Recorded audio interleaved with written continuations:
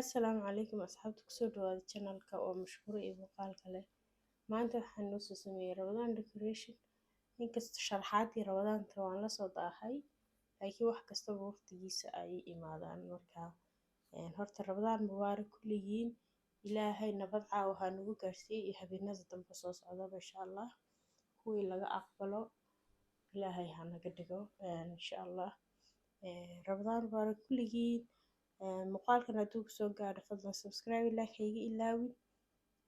Saa arkiiseen buufinta waxaa ii sameeyay dad ku shaqaystaan lacag ayaan ka bixiyay. Masha Allah qurux ayay kusoo baxday. Inkastay ma aragtay quruxdaas ayay kusoo baxday. Markaa waxaan rabaa hadda inaan leerarkaas aan sursuro. Sidoo kale waxaan rabaa inaan idinla wadaago cilaankan aan marsanahay oo bil iyo xidig ah oo cilaan design ah Ramadan design ah. Wakaas insha Allah intaas ayaa idinla wadaagayay guriga insha Allah ila sharaxaad yar aad u fudud oo aad u qurux badan aniga kulli aad iyo cajabsi masha Allah wallahi. Marka insha Allah Ramadan mubaarak kulli caam wa antum bikhair. insha Allah Ilaahay Ramadaanta kuwii laga aqbalo ha naga dhigo.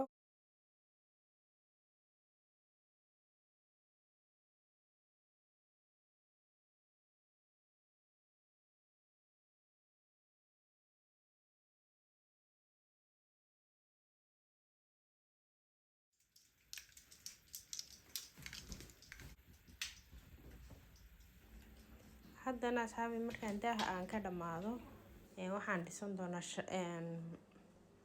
Ramadan mubaarak bahashan yar ay ku qoran tahay taariikhna way leedahay ducana geeska way ku leedahay ducadii marka la afuray la akhrisanayay oo maaragtay oo Englishna ku fasiran ilmaha xataa maaragtay way akhrisan karaan. Marka masha Allah intaasaan sameynayaa adu wax yar oo iska sharaxaad yar oo aad u badnayd wax culeysna aan ahayn weeyaan.